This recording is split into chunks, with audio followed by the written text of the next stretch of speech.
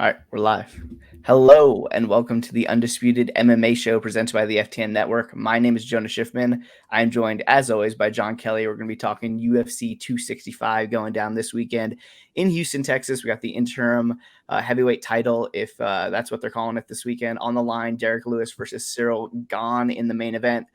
Pretty stacked main card. I think the main event leaves a little to be desired, in my opinion, but we got some bangers kind of lined up throughout the card.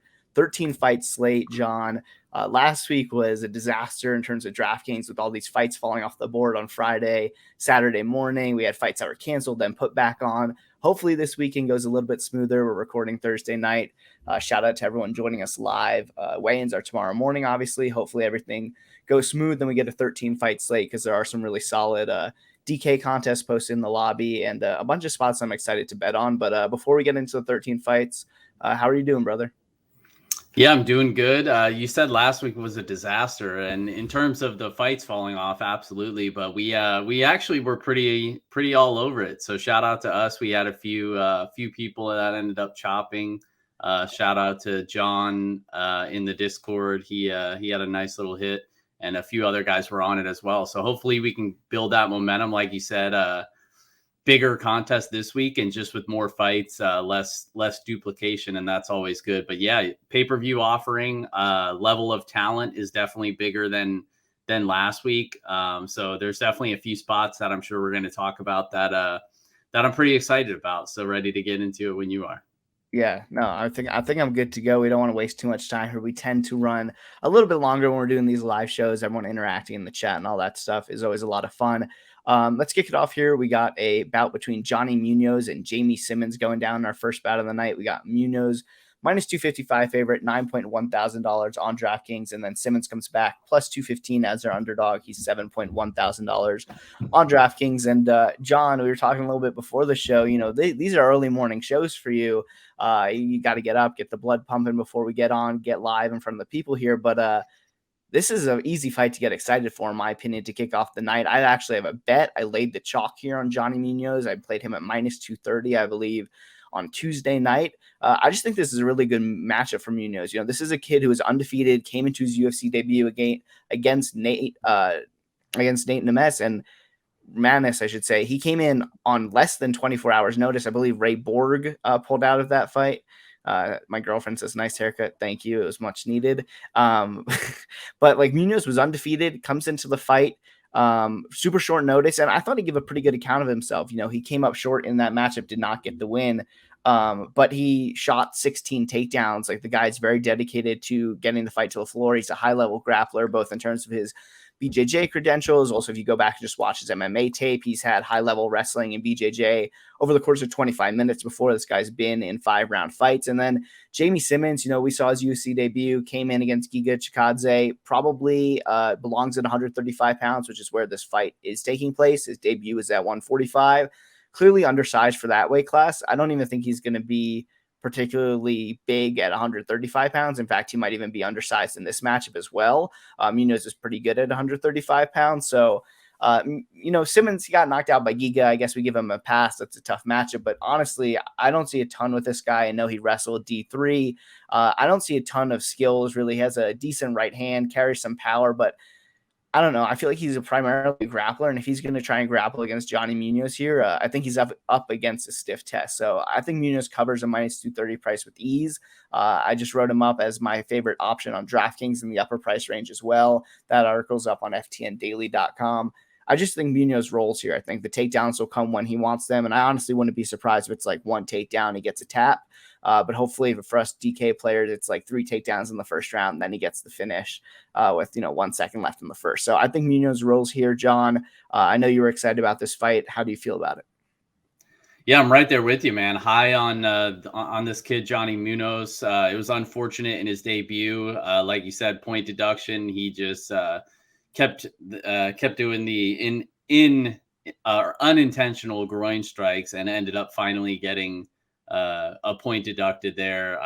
Honestly, I thought he won even with the point deduction. At worst, a draw. So it was kind of sketchy, but yeah, I like the kid. I think he knows how to wrestle, which is nice, because a lot of times we see these these jiu-jitsu like aces, and they just don't have the wrestling to back it up. Like, he clearly does have the wrestling. I think, breaking down this fight, it's like, okay, Munoz probably subs him like instantly, or it's just a top controlled clinic. And the great thing for us on DraftKings is like each one of those scenarios is going to score well. So I'm right there with you that he is like one of my favorite plays, if not the best play on the board, just because he does have that early finishing upside, the grappling upside. And then I think there's a high likelihood, especially if this goes to decision, he's going to bank a lot of control time. We've seen it in multiple fights. He'll land a takedown. He's heavy on top, and he's good at staying in position. He's not just going to sell out for the sub and like get reversed like some people that we'll talk about later, like in this next fight. But yeah, so I like Munoz. I think he rolls here as well. I only played him by submission at plus 250 because I think that's a decent value there. So I hit that for half a unit. I'm not sure if that's still available on FanDuel or not, but yeah, I just think, like you said, Simmons is more of a ground guy himself, and he's just levels worse than Jon and Munoz here. So I think for a fight that I expect to play out on the mat primarily, Munoz is going to be able to find a sub a lot more than a plus 250 line would indicate. Yeah, I think that line's down to plus 210 on FanDuel Sportsbook. Probably still a little bit of value there, in my opinion. I chose to just play it straight. I laid the chalk, but I like your approach as well. Like, if Munoz dominates here, it's probably through the grappling. Although, honestly, I think he's a better striker, too. Jamey Simmons just is not a UFC caliber fighter, in my opinion.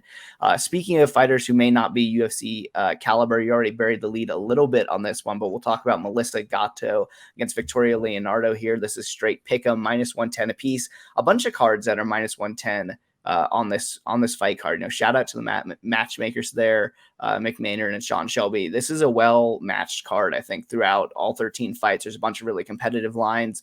So looking forward to that. But back to this fight, straight pick'em. Gatto is $8,800 on DraftKings. Leonardo is 7.4K. I think we'll talk about that here. There seems to be some value in playing the underdog at 7.4K when in reality, this fight is a pick 'em according to Vegas. But Jon, I was on vacation this weekend. I didn't have much service, but I came back. I saw all sorts of notifications, messages in Discord. You're a big Victoria Leonardo fan this weekend. So talk to me about what play you made in this fight and just kind of how you see it playing out on Saturday night. Yeah, we talked a little bit beforehand, and obviously throughout the week a little bit, but I wasn't expecting to have action on this, and this is my biggest bet of the card at Victoria Leonardo at plus 116 for 2 units. And she's a girl that I think is generally underrated. We thought there might be some value on her when she fought Ferro, just with the grappling question marks on Ferro. That didn't materialize, obviously, but Ferro is like, I think that's a reason why this line is what it is, because Ferro just like absolutely killed her. And it's like that matchup is nowhere near what this matchup is this week. Like, Ferro is like a legitimate killer in this division, and Gatto is just not. Like, watching tape on Gatto, it's like I'm waiting to see in her fights, like, okay, why is she a small favorite in this matchup? Like, doing tape on her, there is no justification for it. She is honestly not UFC level. And I know we kind of tossed that around a lot, but let's be honest, there's a lot of low level fighters that probably shouldn't be in the UFC that are. And she's definitely one of them, in my opinion. She's just 6-0, right? I think just 6-0. Yeah, I think she's 2 draws, and one of the draws we were talking a little bit beforehand against Sydney Roja was like in Roja's hometown, and she got the opposite of a hometown decision. We'll talk a little bit throughout the week about, we're going to Texas. There's historically been some sketchy judging there. I thought Gatto like clearly lost that fight. I know we're going on a tangent here, but we were just talking about it before we went live. So she's 6-0-2, but one of those draws, I mean, I think we both think she clearly lost. I think anyone who would go back and watch that fight would think she had clearly lost. Yeah, she clearly lost, and Sydney Roca is she's 43 now. She was 40 years old at the time, and it was just top control clinic, took her down every round. And the thing about Gatto, it's the way that she lost that fight. No clue how it was a draw. It looked like a clear 30-27 to me. Gatto's on her back the entire time. But it's the way that she lost, right? Like, she literally gets taken down in every single fight. She has some of the worst takedown defense I've ever seen. And she's just willing to sit there and play guard off of her back. And that's the only real positive thing about her you can say, is like she's super live for like a meme women's MMA submission, armbar off her back. She has a decent triangle off her back that she's caught some people with, but that's only going to work at the very low levels. And she's fought on the low level regional scene. And like I said, hasn't even looked that impressive on it. Like, she's been taken down by a lot of the people that she's fought, and then she just gets stuck on her back for rounds at a time. Even in her last fight against Karolina, she was taken down first round, pounded on.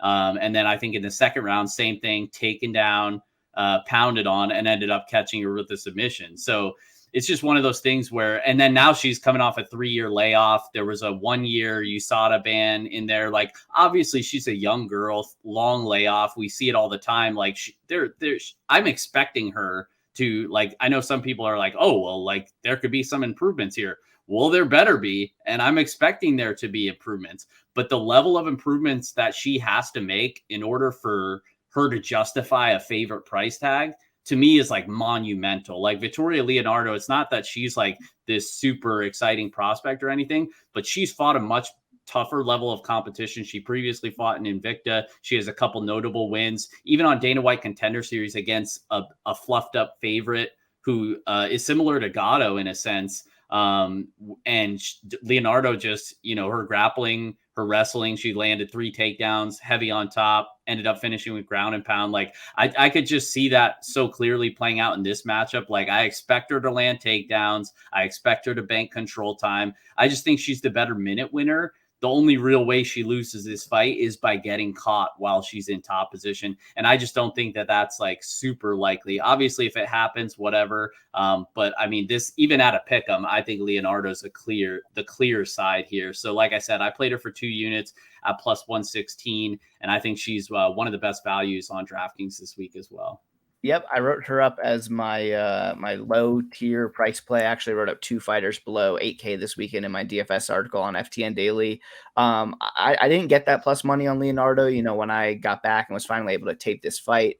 Well, I shouldn't even say about to tape this fight. So we were talking pre-show, Jon and I were, but I saw Jon had played Leonardo over the weekend. So obviously, Jon's a sharp guy. Whenever he plays something, I'm like, oh, I should look into that and probably consider playing it myself. But I didn't have service to do so. So I got home, and this morning I was looking to go back and watch Gatto's last fight, which is 3 years ago against Karolina, who is in the UFC, undefeated in the UFC. And Gatto won the fight, but was mostly getting dominated on the ground up to getting a Kimura from bottom. But I went to go click the fight, and I'd already watched it, and I didn't even remember, like, Gatto's had a few canceled fights. So I already knew that this girl was awful, and I didn't pull the trigger before I left. So I missed that plus number in this matchup. I think at current prices, I'm probably not betting Leonardo, but she's definitely underpriced on DraftKings. We saw her against Chelsea Hackett go out and really drown her on Contender Series. She's a wrestler. She does well in half guard from the top. I think she should really go out here and kind of be able to do whatever she wants to Gatto, as long as she avoids a submission. That said, Gatto's 25. She's coming off a 3-year layoff. Like, I hope she improves. I would hope she's improving. And it's possible she has an advantage here on the feet. It's possible she gets a sub from guard. But like, Leonardo's only 3 pro losses are to, well, she lost to Miranda Maverick twice, who I think everyone considers probably a top 10 fighter at this point. Erin Blanchfield, who hasn't made her UFC debut, but is signed to the promotion. I think she's going to be pretty decent. And then Furo in her last fight, who I actually thought I bet Leonardo against Furo, which would have been embarrassing, but I went back, checked the records. I ended up passing on that spot, thankfully. But Furo, I think, is going to be a serious contender in this division. I mean, she hits extremely hard. She's big for the weight class. If you can't take her down, she's going to hit you, and she's going to hit you hard. And that's basically what happened to Leonardo. So I think any plus money is probably worth a stab on Leonardo. I saw she bounced back to plus 104 earlier today. So yeah, props to you, Jon, for getting the best of the number. If it gets back up to that plus 115 range, I'll probably join you on that wagon as well. All right, let's move on to our third fight of the night. We got Miles Johns as a minus 200 favorite here. He's $8,900 on DraftKings against Anderson Dos Santos, plus 170, 7.3K. This was a fight that was scheduled for a little bit over a month ago, I believe. So we already broke this one down on the show. Well, obviously, we'll do it again. Things have changed a little bit, I guess. In this matchup, Miles Johns, we kind of know what he is. He is short for the weight class, but he's super strong, absolutely ripped, high-level wrestler, not great in terms of control on the mat. He hits decently hard, right? Big knockout against Kevin Natividad in his last time out.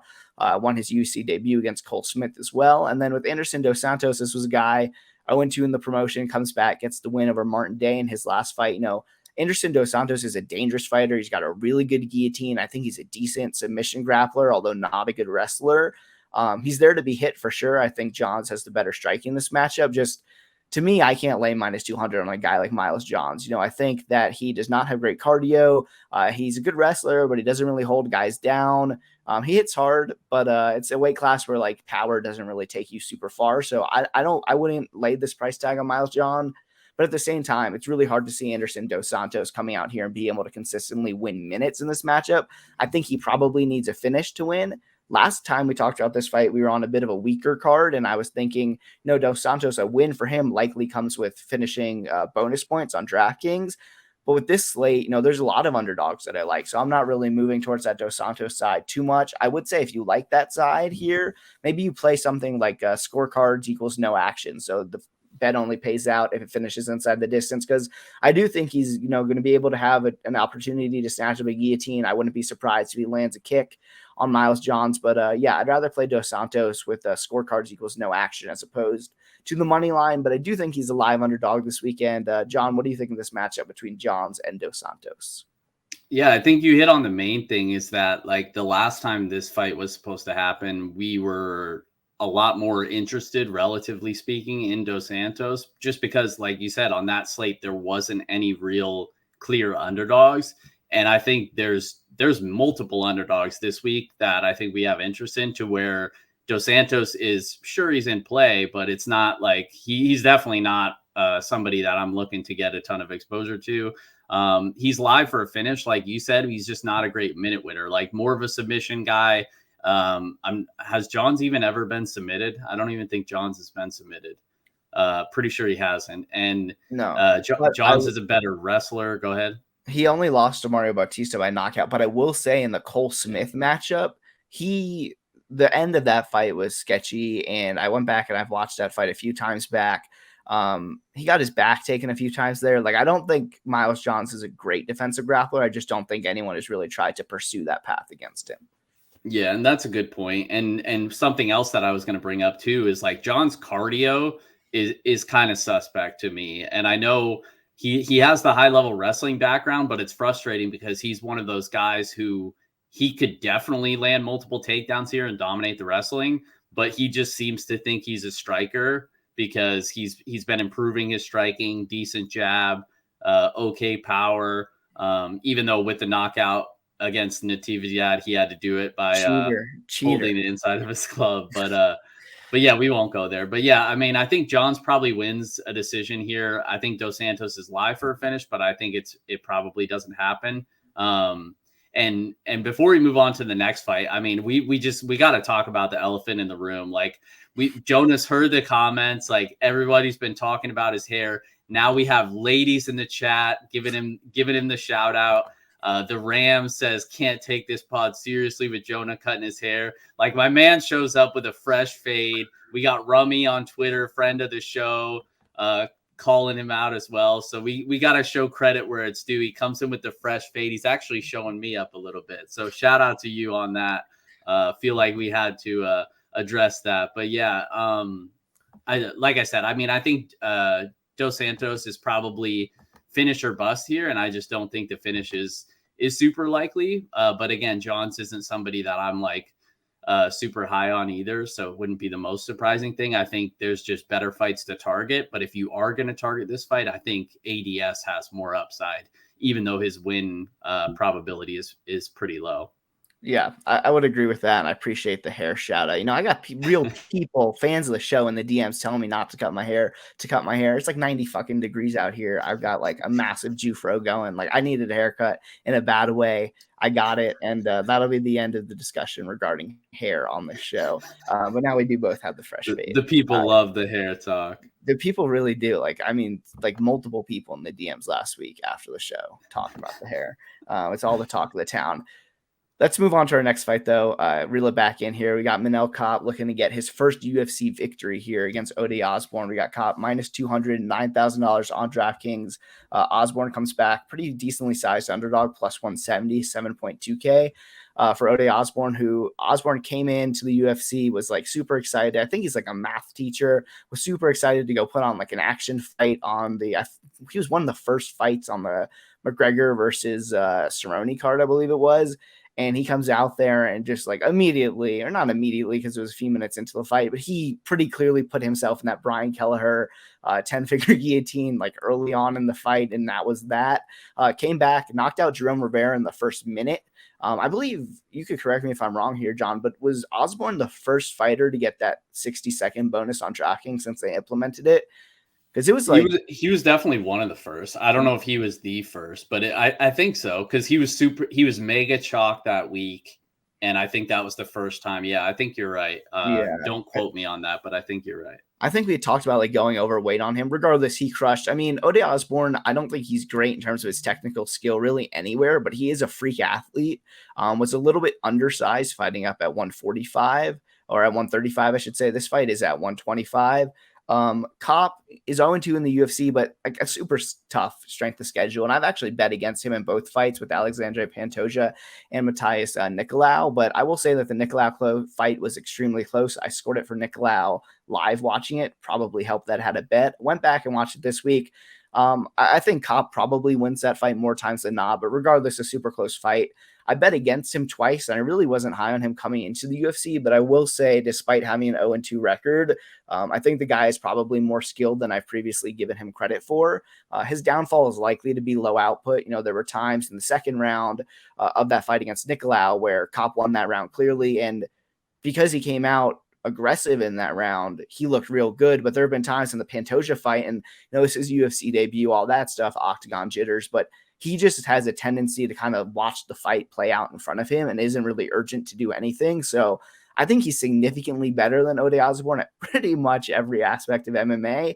It's just like, I don't know, at 100, like at a low weight class, can you really lay minus 200 on a guy who isn't going to do much? I don't know. I can't lay the chalk here, but I do think the Kape likely gets it done.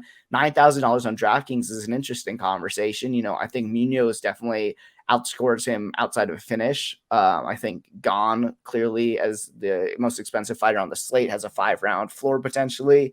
Although I do think he'll get Derek Lewis out of there. We'll talk about that fight in a little while, but I think that Kape is interesting, but I don't know if he's a must-have on DraftKings or really even somebody I'll be overweight on. Kind of how are you approaching that situation? And do you think Osbourne is more of a shot to win this fight than I previously have given him credit for?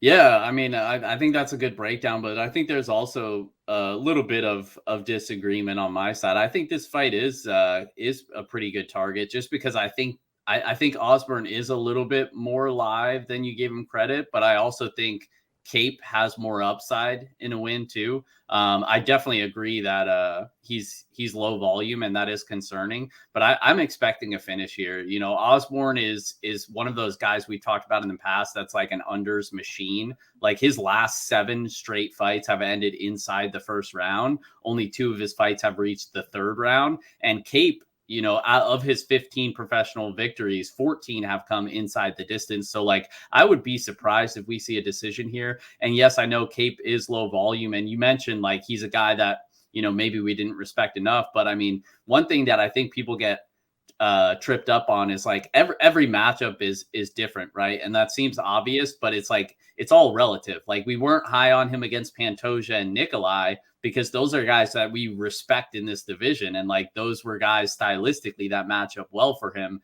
Like going up against a low level guy like Osbourne, where it's like, he's super explosive and going to come out red hot in the beginning of the fight and maybe surprises us with a finish, land something heavy.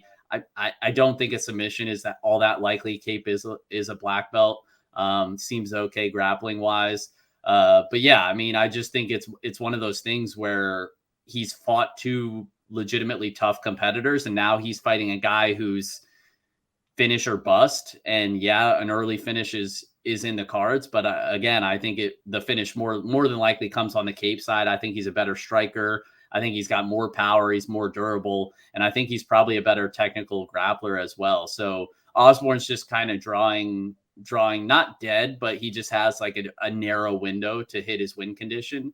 And if he doesn't, then I think he gets finished, because he's not quite like, I won't say he's a who is somebody previously that is like not Derek Minner. I was thinking of somebody else, but What are I you would, thinking of? I'll think of it with you. yeah, I feel like we had somebody, not Minner, but someone recently that's like super finish early or get finished in one of these previous cards, but I can't think of who I was thinking of. And we'll figure it out throughout the show. Yeah, I mean, Derek Minner is a fine comp, even though it's less grappling. But yeah, I mean, I wouldn't go that far to say he's either going to finish early or be finished, but he kind of I kind of do put him in that category. So I think Kape gets the knockout here. I do think he's an okay play on DraftKings. Like you, I think he's not quite as good as those other people in his range, but I do think he has upside for an early finish as well. So I'm not going to write him off completely. But yeah, I actually do have a bet on this card. Jesus, I can't talk. I have a bet on this fight at fight doesn't start round 3 at plus 136 on FanDuel. I just basically think any under is a good look, just because of what I talked about. I'm expecting a finish here. I think it probably comes within the first couple rounds. So at plus 136, took a half a unit play on that. What do you think of Randy Costa? Is that who you're thinking of? Yeah, Randy Costa. That's exactly it. Yeah, look at that chemistry right there on the show. That was bugging me. I'm like, man, there was somebody like that. Yeah. So I meant to say he's not quite a Randy Costa level, but it's in that similar ballpark. So thank you. That's exactly who I was thinking of. I agree. And he's also live to get finished early. Like against Kelleher, the fight IQ was clearly not there. Like Brian Kelleher, everyone like in Mortal Kombat and stuff like that, like there's like finishing moves, and like some MMA fighters have like moves they consistently go to, like Jose Aldo's body combinations. Like he does that in every single fight. Like Brian Kelleher is one of the few with like a true finishing move. Like you don't get stuck in Brian Kelleher's guillotine and like live to talk about it. And Ode Osbourne just went in there like neck first into the guillotine. Yep. So he's clearly not the highest fight IQ guy. Is an all action fighter. I don't hate it under here. The number probably isn't big enough for me to get there personally, but it is probably my favorite angle on the fight. So with you on that one, let's move on to our next fight. We've got Karolina Kowalkiewicz making her return to the octagon after a pretty extended layoff here. She's coming off of a few losses in a row, took a serious beating her last time out against Jon and Jonah. She's a minus 135 favorite, $8,300 against Jessica Penne, who Penne was coming off of a long layoff, but got a controversial split decision win over Lupita Godinez earlier this year. She's plus 115, $7,900 for Penne. I came into this week thinking that I'll probably bet Kowalkiewicz. She has lost 4 in a row, but to the fighters she's losing to are Andrade, Waterson, Grasso, Jan Xiaonan. She's lost to Gadelia and Ioane and Jacek twice, and those are her only MMA losses. Just high-level competitors. But then you go back and, she took a massive beating in the Jan fight. She was taken down in that fight. Penne is going to come in there. Penne doesn't do anything, I don't think, exceptionally well. She's a decent grappler for sure. But she's going to swing, and she's tough, and she's going to make it a close fight. And I just think that, Kowalkiewicz is probably a better striker. I don't think Penne is going to come out here and put on some sort of top control clinic. But it's just hard. I mean, Karolina, there were rumors she was retiring. She had massive eye surgery that was seriously threatening to her long-term vision. She hasn't fought in, I guess it hasn't been that long, about a year and a half. She's 35 years old, which isn't super old for MMA, but she has taken a lot of damage. So I came into the week thinking I would back Karolina here. I'm not going to do it. And it's not necessarily anything where I think that Penne is a real threat stylistically. I just think it's a relatively close fight, and you're betting on an aging fighter who's taken a lot of damage. So it's a pass for me. I expect Karolina to win, but not really a fight that I'm looking to get involved in myself. What do you think here, John? Yeah, I don't really have much to add, so I'm not going to spend too much time on it, but I have similar thoughts. I think Karolina Kowalkiewicz is, she's good in a sense that back in the day against lower, and I say back in the day, a few years ago, against lower level fighters, she's able to just move forward, walk them down, land a ton of volume. And yeah, she gets hit a lot because she's playing so much offense, but against lower level fighters, that's going to work. She's going to win minutes. And then you see it when she faces the elite of this division, and she's had a really tough strength of schedule. But when she faces the better fighters in this division, like that stuff is not going to work. And like you said, you're going to take a lot of damage with that fighting style. And we've seen it. And then other red flag is like she can't really stuff the takedowns anymore either. Yan Jianan is not like some credentialed wrestler, and she's over there taking her down 5 times and dominating her in the wrestling.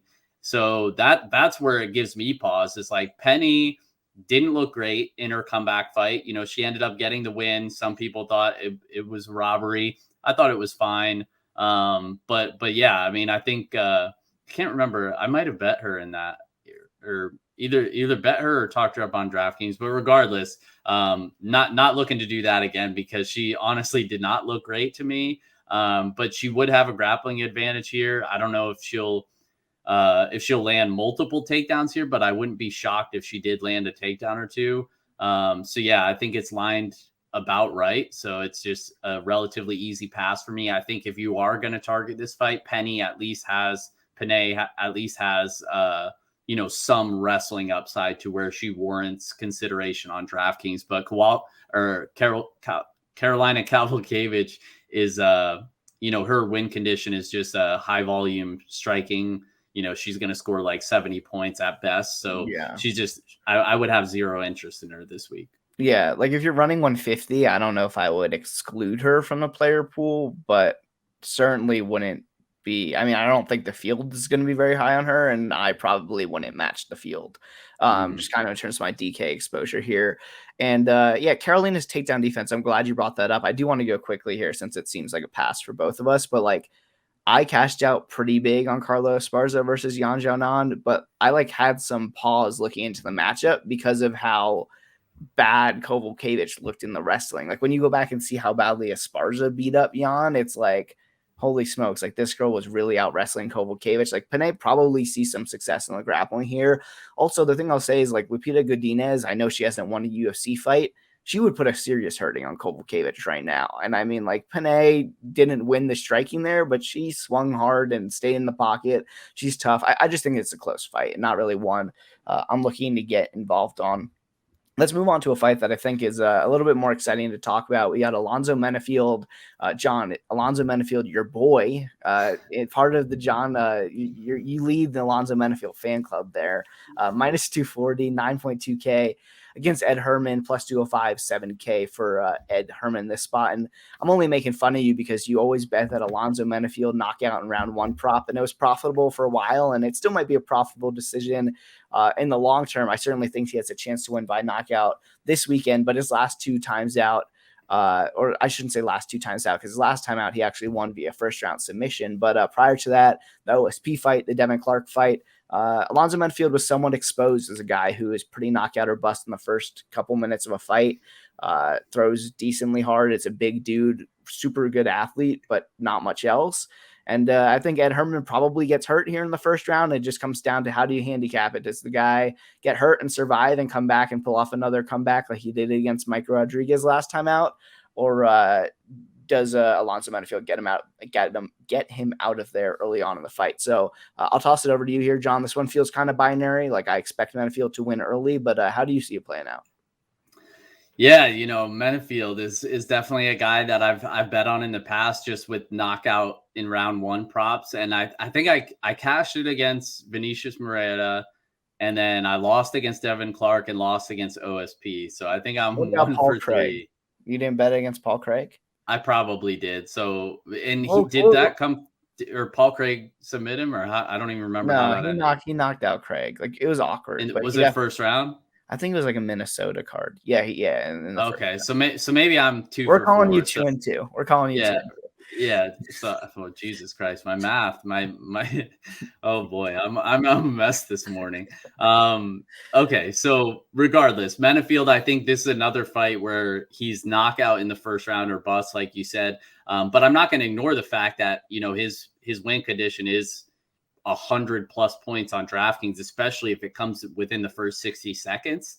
But again, we talk about it time and time again, these knockout in round 1 or bust fighters who are likely going to get some ownership, they're difficult to trust on DraftKings because we've seen it so many times. Al Hassan comes to mind. That's a similar comparison where if they don't get that first round knockout, they're pretty much drawing dead. And that's exactly the same scenario here. Like we saw it in the Herman Mike Rodriguez fight. And correct me if I'm wrong, that Rodriguez fight Herman should have been knocked out in that. Was that where he got hit with a liver shot and acted like it was a groin strike and ended up getting 5 minutes? Am I thinking of the right fight, or was that something else? Well, yeah, you are, but he also almost got finished in the third round prior to getting the win. I believe the stoppage came in the second round, but like he got the shit beat out of him in multiple rounds of that fight. Yeah. It was like 30-26 at like the least. Like it was bad. He was in bad shape. Yeah. So that's why it's like, yes, I understand Herman. If Menifield doesn't kill him in the first round, like Herman's super live as an underdog, but I'm not interested in betting on these type of guys, like where he's a 40-year-old dude. He's taken a ton of damage. His durability hasn't looked good. He's been knocked out multiple times. Like he really, like, I think he dies in the first exchange at a decent clip here. But on the flip side, it's like, it's tough to back Menifield even in a knockout prop, because he's a guy that we really haven't seen improvements from. Like he's honestly almost regressed to a sense, like in terms of his fight IQ. You know, he's going out there landing a heavy shot and then clinching up immediately, which makes no sense. You know, his arms are so massive. He's just going to gas out within the first clinch exchange. And I could just see him doing that here. Like he gets Herman hurt and then like clinches up and ends up, you know, in a clinch battle against the cage. And then by the time he peels himself off the cage, he's just super gassed out and then ends up getting finished himself. So I think Menifield knockout in the first round, pretty likely here, but he's just not a guy that I trust a whole ton. So you kind of have to limit your how much you like him on DraftKings, even though I do think he has high upside here. So I haven't really decided what I'm going to do with him yet, but this is definitely a good fight to target either way. Yeah, I mean, Menifield fights are easy to handicap. I don't think the guy's ever won a fight that went longer than 5 minutes and 30 seconds. I mean, he has 2 wins in the first 30 seconds of round 2, and then his 2 career losses were to Devin Clark by decision, where he really got like the snot beat out of him late in that fight. And then he went out and lost to OSP, and he wasn't even winning the beginning of that fight against OSP. OSP, who has appeared to be extremely washed at this point, it was basically just out kickboxing him and put him away in the second round. So with Menifield, I think his fights are easy to cap. I don't know, man. Ed Herman, like with Darren Elkins, who's kind of in the spot where we're like, hey, he's probably going to get the shit beat out of him for 5 minutes against Derek Minner, but then he might have a chance to come back. With Elkins, I could see the case for betting him before the fight, because like there was a chance that he would really be able to out wrestle Minner in that fight. And I think Minner proved, you know, this is off topic, but like Minner definitely out grappled him in the first round. He just sold out for too many submissions and tired himself out. In this matchup, like I have a hard time seeing Ed Herman win the first round, even if it's just not like Menifield does anything great. He's just going to move forward and throw big shots. He's probably going to hit him with one, even if he doesn't rock him. I would just rather bet Herman live, right? Like he's plus 200 pre-fight. He probably doesn't win the first round. You get plus 300, plus 400 after that. I would just rather take a live shot on Herman, and it saves you that risk of, hey, this guy dies in the first round. And sometimes those things come back to bite us, like Chris Grutzmacher last week against Rafa Garcia is a good example, where I passed on Grutzmacher pre-fight, and then I bet him live, and I only got plus 130 when he was almost a 3-1 underdog.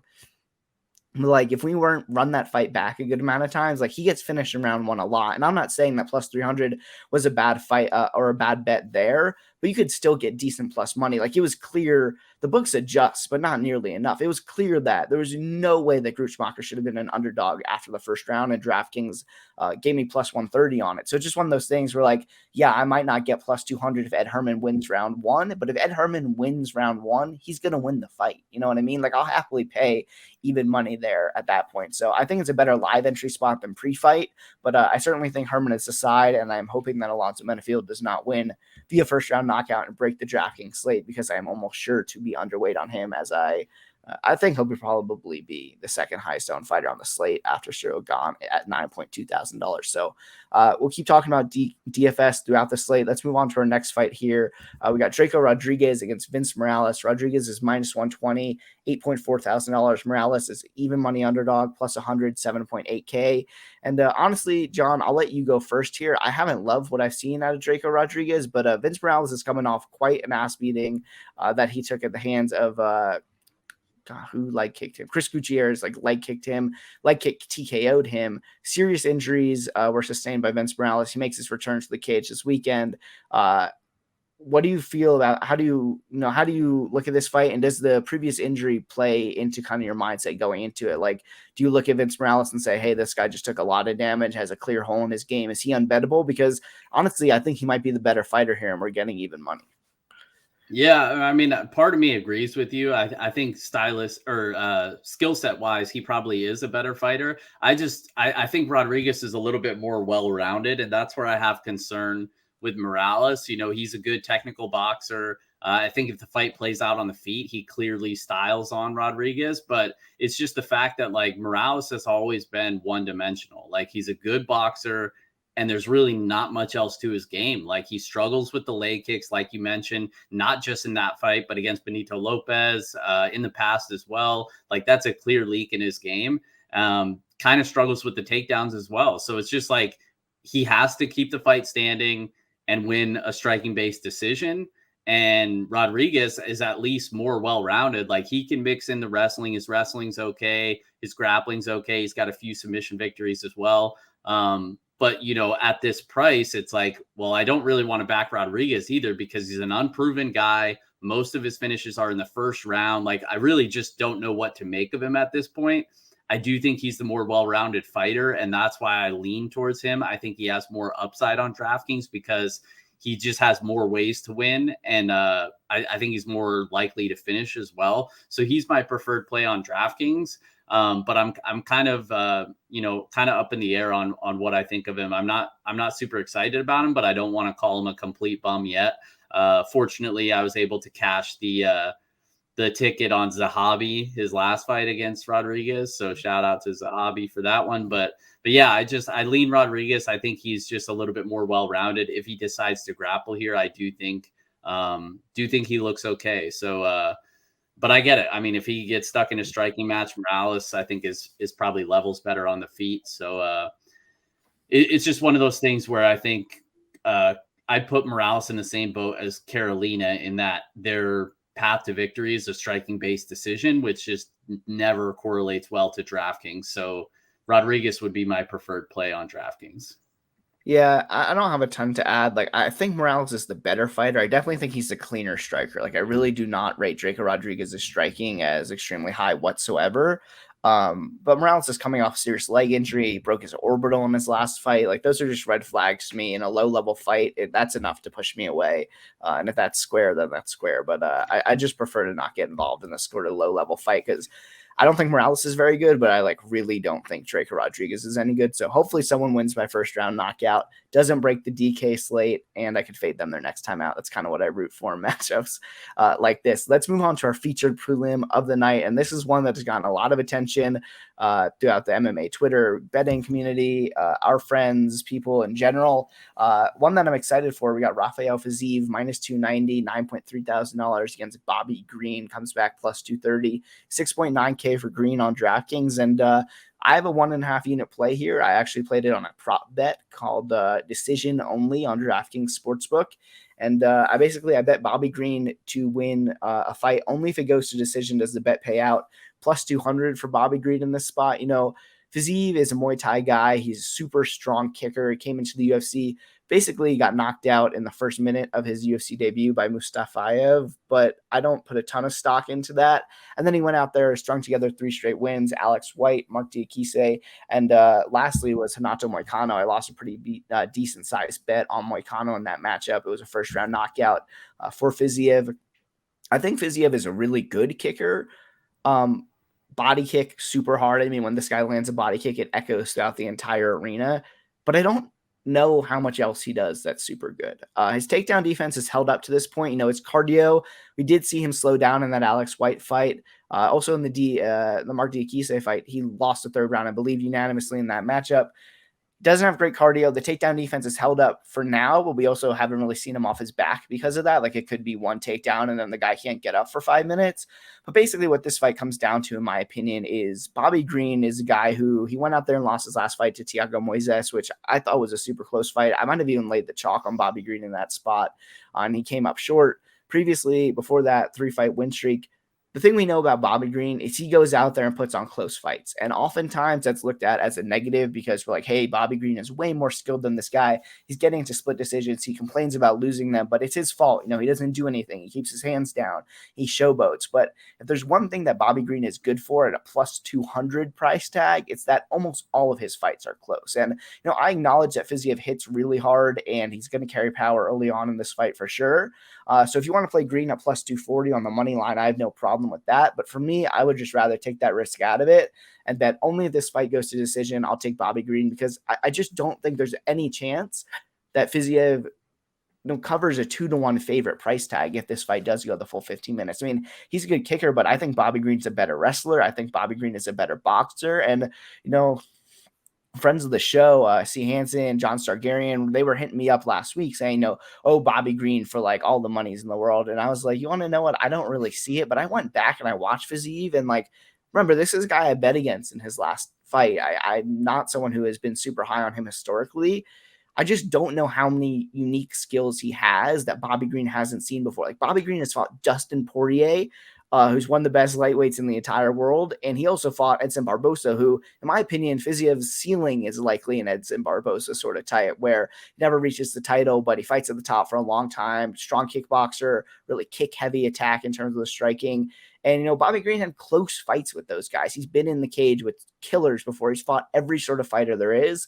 I don't know. You can't give me 2-1 here. There's no way that Fiziev wins a decision, assuming it goes like 70% of the time. I just don't see it. I think it's a close fight. Is it possible Fiziev wins a decision? Of course it is. Is it possible he wins by knockout? Yeah, that's possible too. I just think that Bobby makes this a close fight. I think it turns into a dogfight. Bobby Green in round 3, I think, is a pretty big favorite to win that round. I'll put it this way. Last thing before I toss it over to you here, John, is I think Bobby Green's a bigger favorite to win round 3 than Fiziev is to win round 1. I just think that Bobby Green comes on real strong at the end of this fight. And is he an underdog in round 1? Yeah, he is. He's probably an underdog for most of the fight, but I think it's super close. We're in Texas. We got an American versus a foreigner here. We know the Texas judging has historically been kind of whack. I don't like to put a ton of stock into that because it's not super predictable. But if you're betting a decision-only market and you got a guy like Bobby Green who likes to show off against Fiziev, who kind of does more traditional Muay Thai stuff where he's not always engaging, I think Bobby Green's going to be going forward in this fight, which is scored under the Texas Commission, their rule set. I don't know. I think there's a lot of factors playing in here, but basically Bobby Green can never be plus 200 if this fight hits a scorecard. So on that for a unit and a half, and I feel pretty strongly about it, clearly, as I've rambled about it for the last 5 minutes. But John, talk to me. Am I crazy here? Are you all in on Fiziev on DraftKings, or do you think I'm kind of on the right path here? No, I think if you are going to target the Bobby Green side, I think that's the way to do it. I do give Fiziev a little bit more credit than you to win round 3, but I mean, it makes sense. I also think Fiziev's wrestling is improving a little bit. He's also just physically strong. So I don't know if I'd lean Green in the wrestling. I think it's kind of even. But I agree with most of what you said, though. Like, it's hard for me to see Fiziev covering minus 280 because, looking at Bobby Green's career, it's like you said, he's fought like everybody who's anybody in this division. Like, he's seen it all, but he's also like been competitive in some of those fights. He's also like Dustin Poirier killed him in round 1. Like, I could see that happening here. Just if Bobby Green's going to do like Bobby Green things and, hands down, showboat a little bit, like maybe he eats a big kick. Fiziev like swings massive hooks as well. He's obviously liable to land one of those as well. But this is just a situation. I didn't end up getting action on this fight, even though like it's a situation where, there's been a couple times where it has bitten me to pass in spots like this, where it's like, I think obviously the line is wide, but I also think he loses. And so I usually end up passing in spots like that. And it has bit me in the past, but yeah, I could just see like Fiziev being like minus 180 and winning. Like, so it's like, yeah, there's value on Green, but you still lost the bet. So it's like those type of spots I don't love to bet on, even though the math sort of checks out. So, but yeah, I mean, I think Fiziev probably wins the fight here. I think he's live for a knockout. I think he's live to win a decision as well. And if he does win a decision, I think it is like he wins the first 2 rounds and then maybe drops the third, like you were saying. But Green's just a guy who's hard to outstrike. Like there's very few times where he gets outlanded. He's fought a ton in the UFC, and in almost every single fight, even in those close split decision losses or a unanimous decision loss like Thiago Moises, like he outstruck him in every single round. Like there are few times. Doubled him up in strikes, almost. I have all the numbers, but like it was. I mean, I'll give you a sec. You keep going. I'll find out what the numbers were. And Bobby Green is a guy who, like Casey Kenney, who we'll talk about in the next fight, like I feel like I always bet Green by decision. And like I always get screwed on the scorecard. So it's just one of those things where like I agree with you. I think we could see a close competitive fight that maybe he loses on the scorecards. Maybe he gets knocked out. Fiziev's just super powerful. I think both guys are going to try to move forward. So I think it could maybe create some controversy for Green early, like similar to that Dustin Poirier fight where he just swarmed him and overwhelmed him. That I think that's definitely within the cards here. But yeah, I mean, I'm kind of a Fiziev fanboy, even though I do see holes in his game for sure. Like he is very hittable as well. And that's something that I don't think a lot of people talk about. Like his offense is obviously super exciting and powerful, but like the dude gets hit a lot. And he's only really paid for it against in his UFC debut, right, Mustafayev, where he got knocked out. But like you've seen him get hit in multiple other fights, like pretty much every single fight he's gotten tagged like bad. So it's like, he's definitely not a lock by any means. Like you, I think Green can cover this price tag. I think if you're targeting Green in the betting market, I think the way to do it is like you said, that decision only prop. But it's no action for me. And I think on DraftKings, Fiziev has a little bit more upside just because I think if it ends inside the distance, it's coming from the Fiziev side. Well, you just said he's hittable, so you don't think Bobby's going to knock him out. That's the final decision. I don't think. Yeah. I mean, Fiziev's super hittable, but I think Green, like, he's got a great jab. He's going to jab him to death in a victory. Like, I don't think it's going to be a knockout. I agree. And I'll probably won't be super overweight on Green because there are underdogs I like who are going to grapple, and his win condition is probably like 80 significant strikes and a decision win. I just looked it up. He outstruck Moises 85-42 in significant strikes. He definitely should have won that fight. I watched it this week. But yeah, like, I don't know. I just think it's really hard for Fiziev to cover this price. And I kind of get what you're saying in some sense where it's like, it could look like Fiziev minus 180 sort of deal, but I don't know. I think you're getting like plus 240 on a split decision in Texas, and you should just take it. It's not quite a coin flip. Like I make Fiziev a favorite for sure, but it's an interesting matchup for sure. Let's move on to the main card, and we got a banger here. You kind of talked a little bit about how every time Casey Kenney fights, I think you even wrote it up in FTN bets.com, like our bet tracker. I think you even wrote up a Casey Kenney fight equals a Casey Kenney decision bet. And that's what you have in the bet tracker this week. In terms of the money line, Casey Kenney's minus 120 against Song Yadong here, who comes back plus 100, even money underdog. These guys are $8,200 and $8K respectively. On DraftKings, it is the essential mid-range fight here going down, super closely lined, one of those five really closely lined fights that we were talking about to start the show. And John, looks like you bet Casey Kenney. Tell me about the matchup, kind of how you see it going down, what advantages you give to Kenney. And keep in mind as you're talking about this fight that you're talking me into a Casey Kenney bet because I'm real close to betting this kid, but I haven't pulled the trigger yet. So yeah, talk to me. Yeah, I was actually close to pulling the trigger on the money line as well. It was minus 115. And basically I just thought decision prop on FanDuel plus 175. I just think that was a better way to target it because as much as we love Casey Kenney, like he is not a finisher. Like pretty much all his wins have come by decision. And it's not like he doesn't hit hard. Like the dude has killer leg kicks. Like his boxing isn't bad. Like he lands powerful shots. It's just like, I don't know if the power is just not there or what, but like, it seems like he can't finish anybody. And Song's somebody who I respect his durability a lot. I think he's very durable. We've seen him eat some super big shots and just be not even phased. So I'd be surprised if Kenney just goes out there and like flatlines him. So I think Kenney, like, because I like the money line, close to backing him at the money line, in his win, it's almost always the decision. So at plus 175, I played that for a unit. I think there's a good bit of value there if the number's still available. But yeah, I just like Casey Kenney all around. He's a guy that I've been impressed with. He's a high volume striker. I mentioned the leg kicks. He's super durable. You know, I mentioned the durability of Song, but Casey Kenney is like, I don't even think the dude's ever been like stunned or wobbled. Like he's just cast iron chin through and through, comes from a high level judo background. He's a black belt in jiu-jitsu.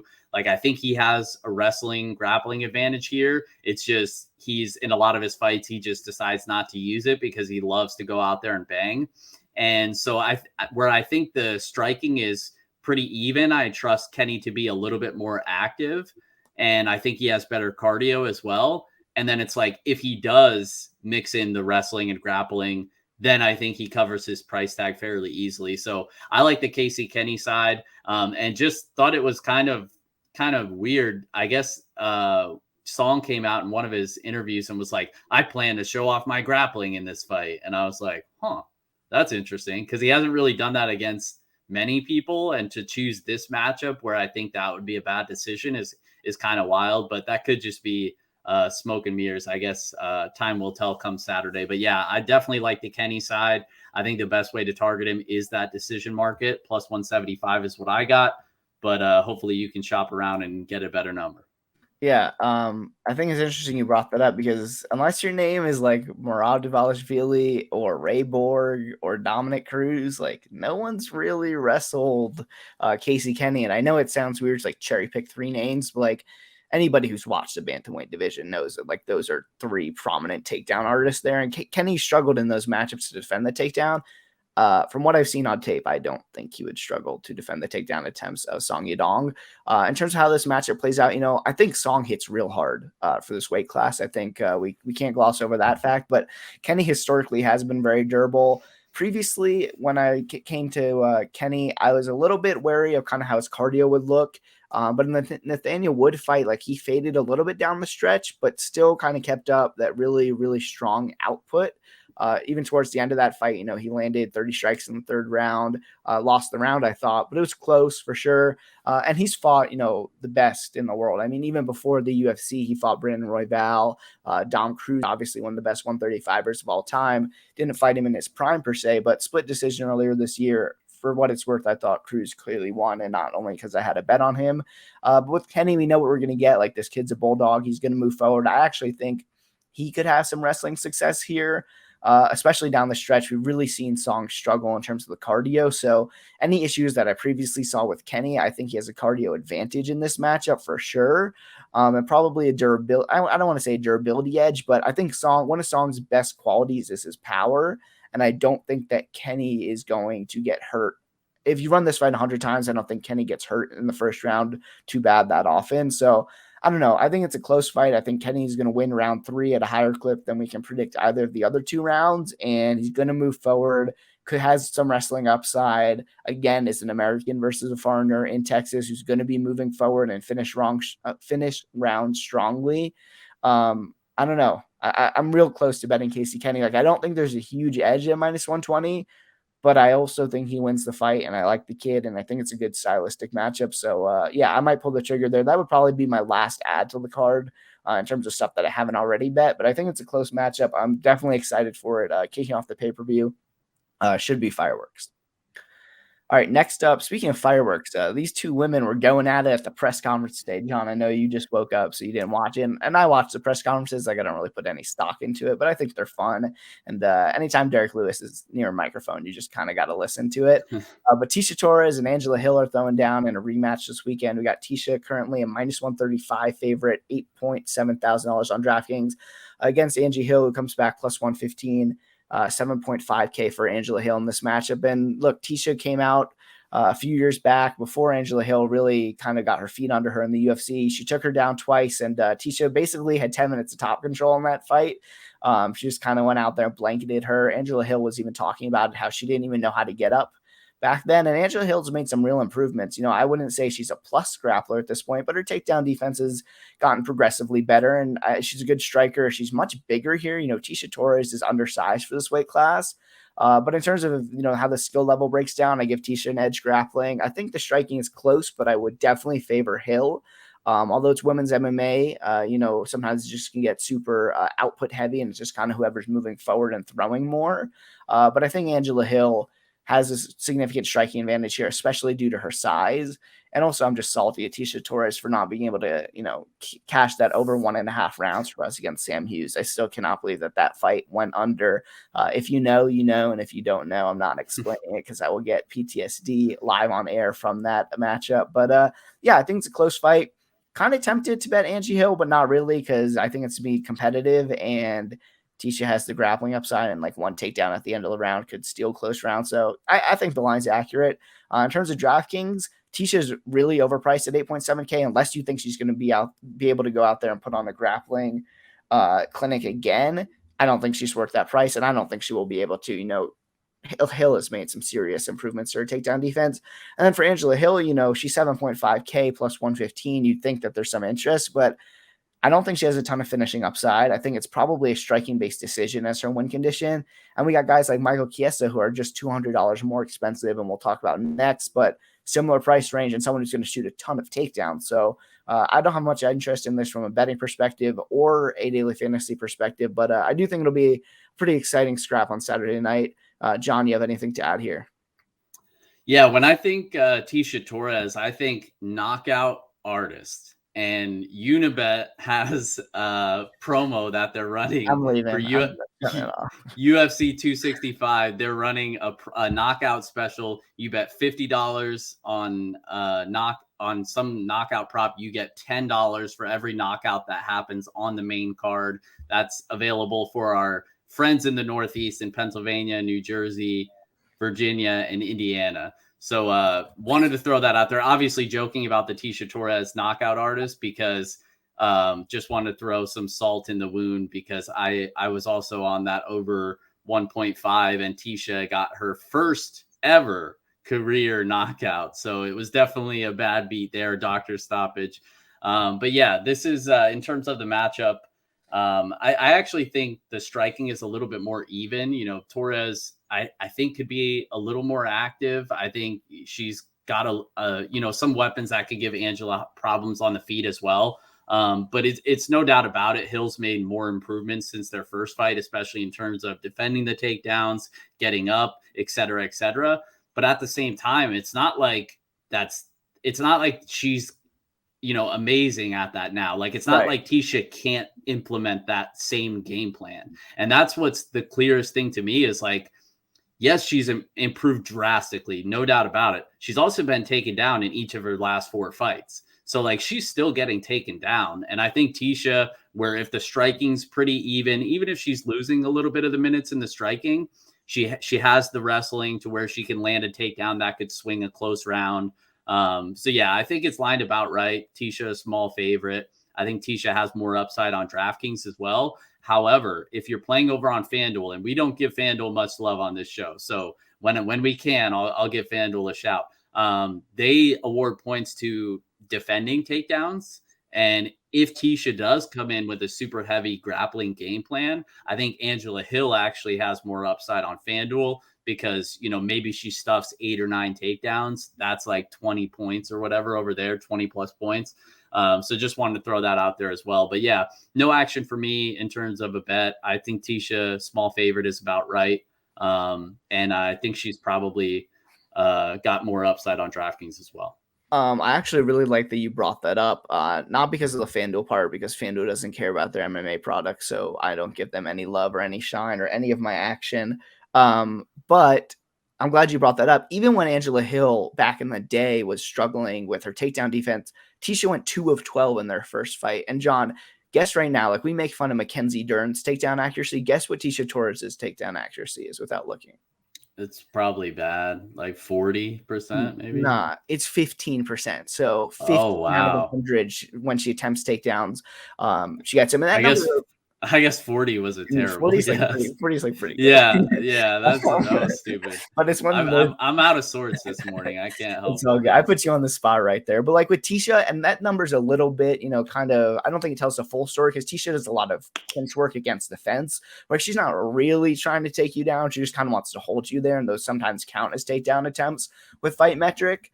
But look, Tecia, like we're making her out to be this great wrestler. She's not. She lands less than a takedown per 15. It's just, if this fight is competitive and Angela gets a little bit of an advantage standing, I think Tecia has a little bit of an advantage grappling, and that's typically a lower variance sport. So look, I think Tecia is a small favorite, makes sense. If I had to bet the fight, I'd bet Angela Hill. But I love that you brought up that point about the takedown defense, because I do think that'll play a role here. I do think that Angela will stuff a considerable amount of takedowns, regardless of whether or not she ends up getting taken down. All right, let's move on to our feature bout of the night. And this is when the card gets like really good. I think that the main event is a little bit underwhelming, but the next two fights we're going to talk about are almost exact pick'ems with violent dudes in unique stylistic matchups where they're kind of pitted against the opposite type of fighter that they are. These should just be really fun, action-packed fights. So I'm excited for these next two. Let's kick it off with Vicente Luque against Michael Chiesa, -110 apiece, straight pick 'em according to Vegas. Luque 8.5K on DraftKings, Chiesa at 7.7K. This is kind of a trend. We've touched on it throughout the week. DraftKings came out with their pricing super early this week, kind of before the betting market matured. So if you're like me and you bet on Mike Chiesa at +125 earlier in the week, it made sense that he was an underdog at 7.7K. But now he's been bet to a straight pick 'em, and he's $700, $800 less expensive than Luque on DraftKings. So there's kind of this price discrepancy, and we'll see with Pedro Munoz as well in a second, where these guys were underdogs to start the week, but now it's a straight pick 'em, and they're really underpriced on DraftKings compared to where they lie in the betting market now. So I just wanted to touch on that before we get into the fights. John, I know Mike Chiesa is your boy. You posted a pick with him on Twitter earlier this week. I believe, did you bet him in this spot? I did. I actually bet him before you. Yeah, you were on it early. And got a worse number, as always. Sometimes it'd be like that. Anyway, talk to me about the fight here. I'll let you go first. Yeah, if you don't know what Jonah's referring to, I posted a pic of back in the day when me and my boy Maverick used to train in the jungle together. He comes to me to prepare for his UFC fights, no doubt about it. But yeah, I like Chiesa, not just in general. Like I love Chiesa as a person, but in this matchup, I just think it's a favorable matchup for him. There's obviously ways that Luque can give him issues here, but I just think like when it comes down to who's the better minute winner here, I think it's clearly Michael Chiesa. Like this dude is, I think he's underrated in most markets because he is so one-dimensional, and it's like, oh, well, his striking's really bad. If he just can't land the takedowns here, like he's going to get his ass kicked. Well, like that's kind of been the story throughout his career. Like how many times does that really happen? Like he's very good at doing that one thing.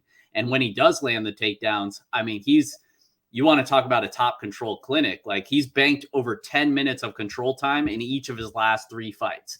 And those aren't against like bums who can't defend takedowns or get up. That's against Diego Sanchez, and not the washed version 2021. That was back in 2018. Like Diego still had a little bit of respect. Nah, Diego is pretty washed. I mean, he's washed, no doubt about it. Like even in 2018, but not to the sense that he is today. And the grappling he's always had. Exactly. Like so I'm sorry. Yeah, it's not like I love Diego Sanchez by any means, but I just mean like that's still respectable to bank 10 minutes of control time a few years ago against Diego. And then RDA, like up to that point, that hasn't happened to RDA many times, even though it's probably going to happen on October 30th against Islam Makhachev, which, spoiler alert, I will be there. Really? But yeah, so more to follow on that. And then the last one is the Neil Magny in the main event. And that's the one that like really surprised me because I thought Magny would have a chance to be competitive in the wrestling and grappling. And that ended up being a terrible take because he was absolutely dominated. Like it wasn't even close. And so it's just one of those things where obviously, yeah, the striking Luque for sure. More finishing upside Luque for sure. Like it's not just the striking, like Luque can win by knockout. He's also a black belt in jiu-jitsu, has some decent chokes. We've seen Chiesa get choked out before in the grappling realm. So it's like, that's a path to victory as well for Luque. But it just comes down to me is like, I see Luque landing takedowns, I see Chiesa landing takedowns. Luque's given them up in the past. So I just expect Chiesa to be winning minutes here until he loses, if he loses. And I don't think he does. So I like Chiesa here as an underdog. I think he's a good value. I think any plus money was good on Chiesa. Now at a pick'em, I think, he's probably still the side, but there's definitely less value on it. But in terms of DraftKings, like in a win, he's going to bank a ton of control time, even though he's not super active when he lands those takedowns. The control time alone gives him a really high floor at 7.7K. I think he's a strong play this week. I agree. I think he's probably my favorite play on the DK slate if you include price, ownership, context, all that sort of stuff. I bet him at plus 125 for a unit and a half.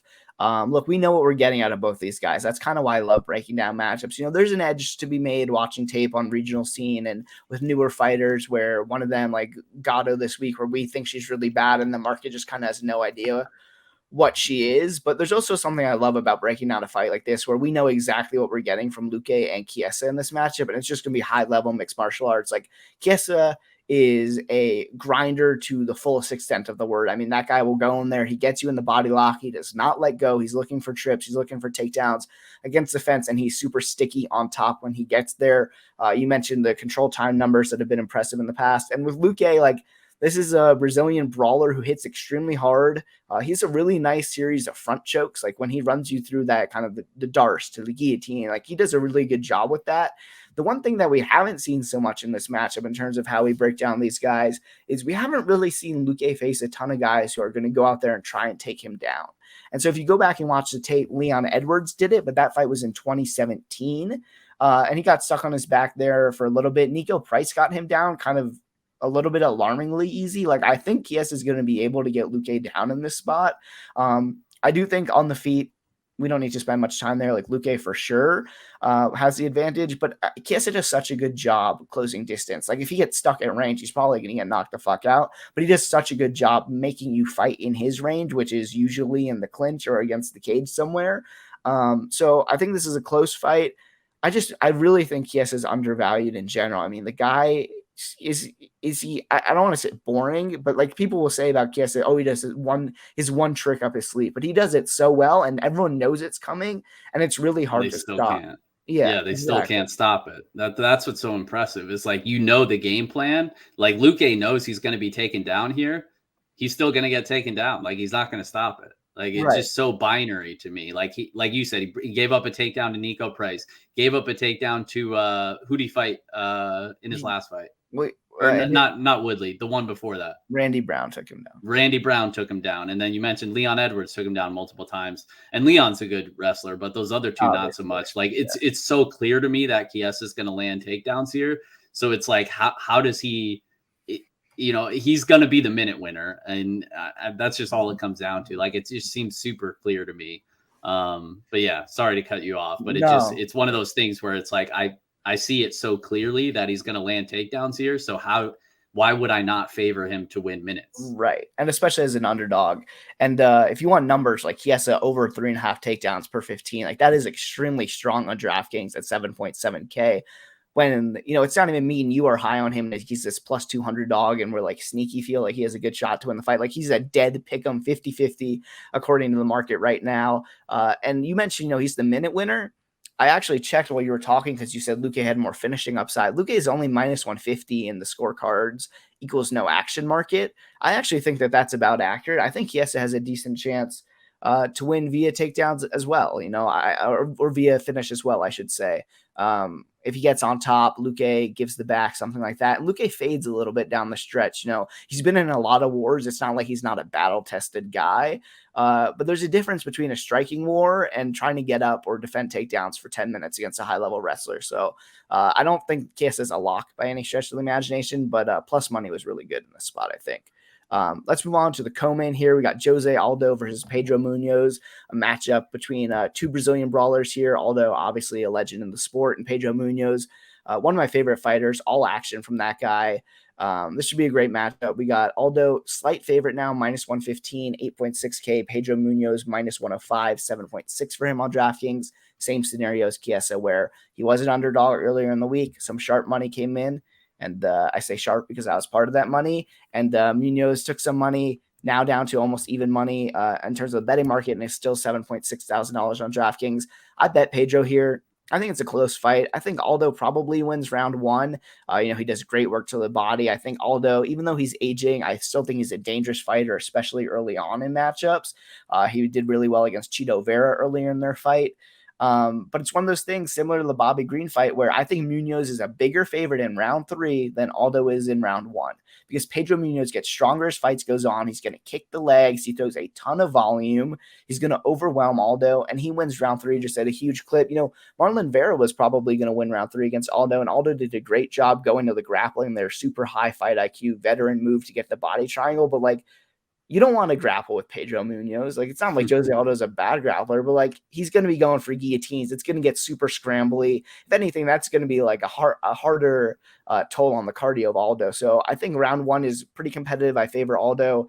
Round 2, real 50-50. Round 3, big favorite for Munoz here. Pedro, I'm biased because he's one of my favorite fighters, but stylistically here, I don't know. He's outgunned technically early in the fight, but I really think that his kicking game, his output over 5 strikes landed per minute. That's just a lot for a guy like Aldo who has struggled with his cardio to deal with. And Aldo's always been known for his attritional damage, right? He hits the body better than anyone. His combinations are beautiful when he goes body head, but Pedro Munoz is up there in terms of guys who will put up attritional damage on their opponents. I don't think he'll have as much success as he did in, say, the Jimmy Rivera fight with leg kicks, but I think he's going to go to the body. I think he's going to kick the leg. And close fight. I don't know if I would bet Munoz much past -105, but it should be competitive, and I favor him to win the fight. I bet on him here. John, do you agree with me, or are you on the other side here with the King of Rio, Jose Aldo Jr.? No, I'm definitely less confident, but I do agree with pretty much everything you said there. I think Munoz, I lean Munoz. I just think he could be a little bit more active here. I think he does have better cardio. I think that's, like you said, he wins round 3 at a high clip here. I think that's more clear to me in this fight than in the Fiziev Green fight, even though I pretty much agree on both. But I think it's definitive here that he is the clear favorite in round 3. And I just in a close fight like this, I just lean the guy who I think is going to be more active, has better cardio, and probably better durability at this stage in his career. Munoz is not a guy that's easy to put away, and he's going to be there for 15 minutes. So in a fight that could be 1-1 going into the third, I'm going to lean toward Pedro Munoz.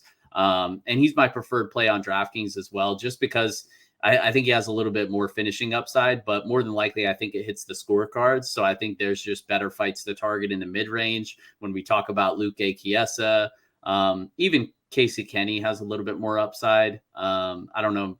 Rodriguez, probably not, but Leonardo, there's going to be more grappling in that fight as well. This one's definitely more primarily just a striking-based decision. But yeah, not much to add for me. I lean the younger fighter who probably has better cardio and durability in a close fight. I'll edge Pedro Munoz there. Yeah. So no action for you in the betting market, but you do edge Munoz as well. Mm-hmm. Yeah, that makes sense. All right, let's move on to the main event here. We've covered 12 fights. We got one more to go. It's at heavyweight. It's apparently for the interim title. Don't ask me why. Don't actually get me started on that. I think it's so stupid that this is for an interim title, but whatever. UFC is a business. They needed a headliner in Houston. Who better to call on than the Black Beast, Derek Lewis, who is a sizable underdog here, as he typically is before he finds a Hail Mary comeback. He's plus 285, 6.8K against Cyril Gane, minus 360, 9.4K for the undefeated Gane in this spot. And John, my biggest bet on the card is on this fight. People will be happy to know I'm not laying the chalk on Gane because I laid the chalk on Derek Lewis and he ate an uppercut and it was not as fun as I thought it would be. On Curtis Blades, right? On Curtis Blades against Derek Lewis. I was reading the comments. Yeah. Gane Fiziev chalk parlay is the move. I don't know about that. I don't know about that one. But with Gane, I think it's pretty clear here that Gane is more skilled anywhere the fight goes. He's a better kickboxer outside of power. He's a better grappler. He is better pretty much every aspect of MMA outside of that Derek Lewis right hand. And that Derek Lewis right hand is serious. I mean, he knocks guys down at an insanely high clip. He'll do it when he's losing. He'll do it when he's winning. It is just kind of the way he is. He's kind of an athletic freak, low key. he doesn't look it, but he's super athletic in terms of putting himself in positions to land that right hand. He closes distance well, considering how big of a guy he is. What I bet here is I bet the under 4.5 rounds at -160. I bet it last weekend. A little bit of CLV to this point, but I still think there's value. I bet that for 2 units. Look, I think it captures the entire volatility of Derek Lewis, right? Like if Derek Lewis wins, it's by knockout. Because if Derek Lewis is plus 285 on the money line, he better be plus 290 to win by KO, or you should just be betting his KO prop, because it's really the only way he wins this fight. I mean, he's not going to win, probably won't win a single minute outside of like a knockdown of Gane. And I also think, Lewis has never been 25 minutes. He isn't exactly, I just praised his athleticism. He isn't exactly a cardio machine, and he definitely isn't a durability machine. We talked about it with Munoz. That's a guy with great cardio and durability. Whatever the opposite of that is, that's Derek Lewis. I mean, this guy, you touch him to the body and he gets hurt. And I mean, like the Junior Dos Santos fight comes to mind where he got hurt to the body early in that fight. Pretty much everyone that fights him, Volkov with the teeps to the body, Mark Hunt had a cumulative damage on him. If you hit him to the body, he will fall. He does not like it. And Gane, I mean, I'll pull up the stats right now. I wrote it up in my write-up for this week, but in the Volkov fight where I thought Gane was super impressive, Volkov's a tough guy to outstrike. You talk about technical striking. Volkov pieced up Derek Lewis for 14 minutes and 95 seconds of that fight. But if you look at the Volkov fight with Gane, when you look at the body and leg strikes, he landed 75 strikes to the body and legs combined. He's a true 3-level striker in this matchup, and that's grappling aside. And I don't think Derek Lewis is going to be able to take damage like that for 25 minutes. So, yeah, I'll take the under 4.5. I think Gane gets the finish. But look, if Derek Lewis pulls off the meme again, my bet will cash. I'll be happy. I won't be complaining on the Twitter machine. But yeah, tell me, what do you think of this matchup here? And I know you want to show that comment that just showed up in the Periscope. I know you want it. So go for that. Yeah, just another doppelganger, another week, another doppelganger for me. The American Ciryl Gane, totally identical. I totally see that. I'm with you there. I think that's Pepe Silva. I think that's his DK name. I believe that's him. Shout out to him on Twitter. But yeah, no, I think that was honestly a great breakdown, and that's a great number. I did not see that when I went to look at your bets earlier this week, so I don't know. I must have missed that, or unless it just wasn't posted yet. But I'm going to take a look at. Well, I looked a few days ago. I don't know when. I bet it. I actually bet it Saturday night after the UFC card last week. Oh wow, so it's going to be away. It's at minus 200. I just totally missed it. I'll check what it is on DK right now. Yeah, because I was gonna right after this, I'm gonna shop around, because I agree with everything you said. I think it's very likely we see a finish here. I think it comes from the Gane side. I give Ciryl Gane kind of a lot of shit for being a boring point fighter. And like I tweeted out last time he fought, like, oh yay, another Gane fight so I can fall asleep. Yeah. But I don't think this is going to be a boring fight, because I think he gets Lewis out of there probably within the first 3 rounds. Like you said, Lewis is always live to land a Derek Lewis level knockout, but against Ciryl Gane, like I'm with you. Like, I think this fight is kind of stupid. And at times, we said we have a problem with trying to make fights sound easier than they really are.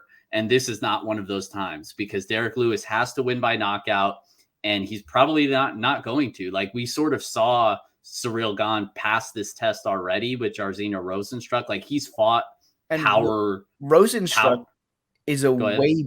Rozenstruik, I know you're going to talk about the power. Rozenstruik is a way better technical counter striker and counter striker. Like, he's way crisper. Yeah, 100%. And that's why, like, when this fight was booked, I'm like, what are we doing here? Like, I get it that they're just building up, like, oh, well, now it's an interim belt too. Like, they're building up the Ciryl Gane versus Francis Ngannou. Like, that makes total sense to me. But it's like, when it comes down to the matchup, like, we've seen Gane pass this test already. Derek Lewis doesn't have anything new to give him.